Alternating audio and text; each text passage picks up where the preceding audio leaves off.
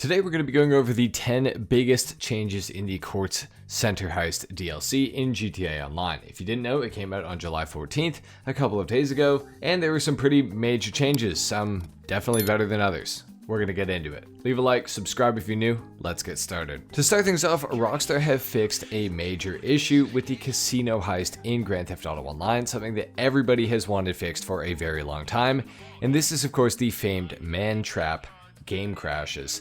They have been fixed, meaning you will no longer have to limit your FPS to 60, and it'll also have improved stability because, as I'm sure most of us are aware, when you were in the man trap previously, your game became very sketchy and did end up crashing a lot of the time. Thankfully, this is now over, and it should be good to go for future run-throughs of the Diamond Casino Heist. I'm very happy about this change. Next up, we got some mission creator improvements. We have additional props, actors, placeables, and interiors, and there will be future improvements in an upcoming weekly update that get added to the mission creator, which includes the ability to create modes like zombie survivals and potentially stuff like Black Ops 2's transit mode or something like that, which could be really cool. I'm excited to see what people come up with. There's a lot of creative people out there, and with these mission creator improvements, I'm sure we will get some pretty cool missions added into the game. So this is something to look forward to. Up next, Rockstar have fixed issues with two vehicles that were added in the Safe House in the Hills update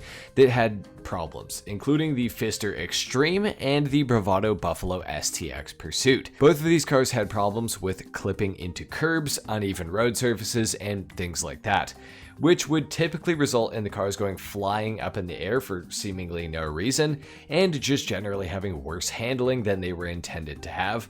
And there was a few small other issues as well.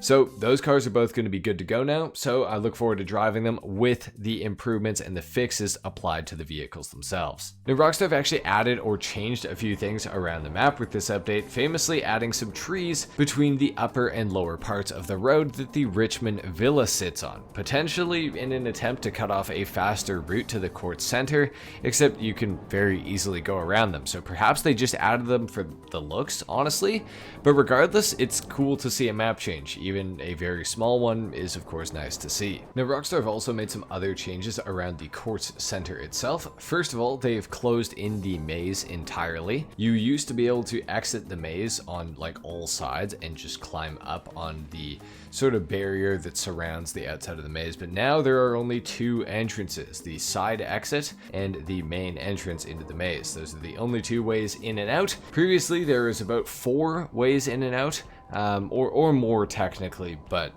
there was at least 4 ways in and out. Now there are only 2, so that is a pretty major change. Another change is on the roof of the Bell building. They've added a skylight on top of the roof itself, and they've also added an additional staircase that did not exist before, making it a little bit easier to access the top of that roof. Around the Kortz building, there's also some additional planters that have been added, and some concrete barrier things that act as benches, I would assume. Plus, they've also added some windows and some greebling, I believe it's called, to the side of the building to give it more of a textured look near the Bell building. So there's some other changes around the map. There's more security cameras and things like that, but some pretty cool little changes in the Kortz building. Definitely some stuff that most people wouldn't even notice is new, but I'm a nerd, so I noticed it all. Additionally, they've also added a security post inside the parking lot. They've added a gate that cuts off the garage and a security camera right beside it as well. Up next, 50 additional vehicles got the missile lock-on jammer added as an available upgrade for them, and they also added the removed vehicles among the ones that got lock-on jammers back to the websites. So there's going to be a lot of vehicles available back in GTA Online again, which is really cool to see. I'm going to throw the names of all the cars on screen right here so you guys can see them all. And there are a ton of them, so I'm really happy to see this. We love the lock-on jammer. I'm glad that Rockstar continues to add it to more vehicles as time goes on, and when those vehicles get it, they typically get added back to the websites. So surely we're almost back at the original amount of cars on the websites. Even when I was scrolling around on the websites earlier for what to buy and what to avoid, I did notice it took a lot longer to get down to the bottom of the website, so that is very cool to see. We love the option to buy those cars from the websites. We have another issue that was fixed, and this one was pretty annoying, and that was the no-way taxis spawning in random locations, and I felt like, at least a lot of the time, they spawned right in front of me while I was traveling at like 150 miles an hour down the road in a Banshee GTS. Sometimes the cars even spawned directly inside of my vehicle as I drove down the road, so this is a major upgrade and certainly something that I personally am very happy to see fixed, and I'm sure most of you guys are pretty happy to see this as well. We also got some new vehicles with this DLC, and these are probably the highlight of the update for me.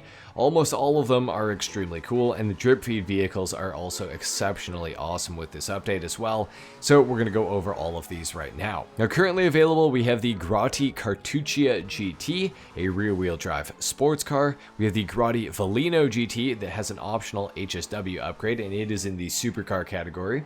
We have the Benefactor LRC GT, which is also in the supercar category. We have a new van in GTA Online, the Benefactor Loafer, as well as the Albany Marula, which is a sedan, and the Ocelot E-Stride, which is in the SUV category.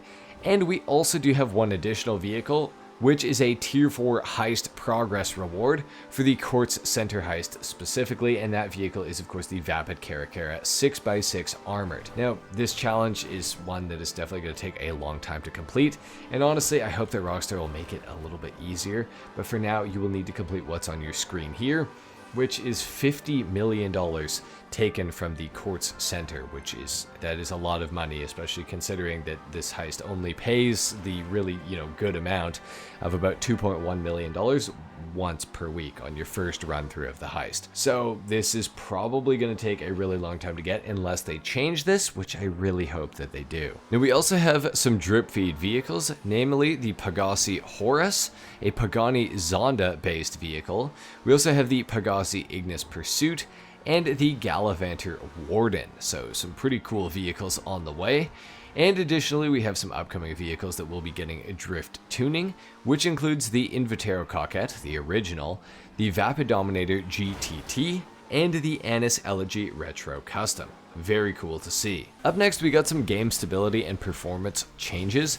Now, these changes should improve the overall connection and stability to GTA Online, and there should also be less game crashes than there previously were in Online. Rockstar have also fixed an issue with players not being paid upon completing the Cayo Perico heist, which is kind of brutal timing considering the nerfs, which we will be talking about in a minute, but at least it's fixed now. Another pretty major fix that I've actually experienced several times before are the MC sale missions. Now, they used to fail abruptly or randomly, seemingly for no reason at all, and that should now be fixed, which is really, really cool. Now, there were several other issues that Rockstar have shared that they have fixed. I will leave a link to the patch notes in the description so you can check out all of those fixes for yourself if you guys are interested. Now, Rockstar actually made a couple of more monetary changes with the Kortz Center update, and these are some positive ones, which I figured I would add into the video to try to at least, get some sort of positivity out of these money changes. But Rockstar have increased the SecuroServe pay from $10,000 every 15 minutes to $40,000 every 15 minutes, which isn't a major change, but I would say it is pretty nice to get paid like 40 grand as opposed to 10,000 every 15 minutes, so that is nice. Additionally, Rockstar have also changed it in the car wash for the passive income safe that's in there, that if you have 5 large CEO cargo warehouses, you will now be paid $7,500 for having those. Previously, this wanted you to have a small, medium, and large warehouse to get as much money in the car wash safe as possible, but this has now been changed. I'm making about $5,000 to $6,000 more every 48 minutes out of this safe now, and that's not a lot of money, but it's an extra bit of money that I don't really have to do very much work for, so I'm a fan of this change as well. Next up, of course, we have the heist payout nerfs and adjustments. Now, Cayo Perico main heist loot has been nerfed as much as about 37% for some of the main loot. The table for this is on screen right now, breaking down all the changes related to heists, so you you can pause if you need to read it. And this is also the changes to the missions, such as the Dr. Dre contract, Oscar Guzman Flies Again, Cluckenbell Farm Raid, No Way Out,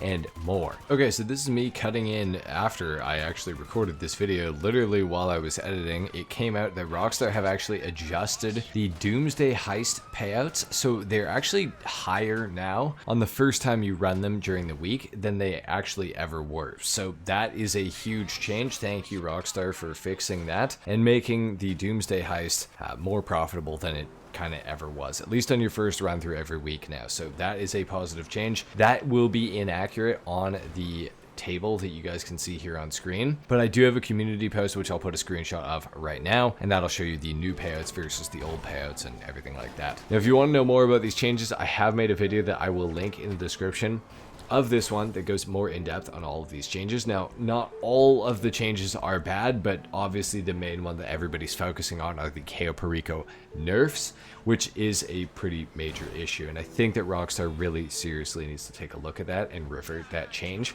But we did get some positive stuff out of it. I would say the Casino Heist now pays more money on the first run through in a week than it ever did, which is really cool. And the Dr. Dre contract also pays more money than it did before by about $100,000 on your first playthrough during the week, which is cool. Oscar Guzman Flies Again also paying more. The Cluckenbell Farm Raid and the No Way Out missions also paying more the first run through as well. So those are good changes, but it would have been nice to get those changes and also just keep the Cayo Perico loot the same. Or if they wanted to at least leave it the same, and if they wanted to reduce it the second run through of the week, I mean, at least that would have been an improvement, but I think Rockstar does need to take a look at that. Anyway, whole video talking about this in the description. And of course, the number one thing, as the DLC name would suggest, Rockstar have added the Kortz Center Heist into GTA Online. Now, it's the best paying heist for solo players on your first playthrough during a new update week. Now, this is going to revert on Thursdays, so it's going to revert back to the top payout, which is going to be about $1.9 million on the low end to about $2.2 million on the high end on hard mode with good secondary loot, making it the most lucrative heist in the game. However, it is an extremely challenging heist, so do be warned. The guards in this one have extremely sharp hearing and very good eyesight, kind of annoyingly good eyesight and hearing.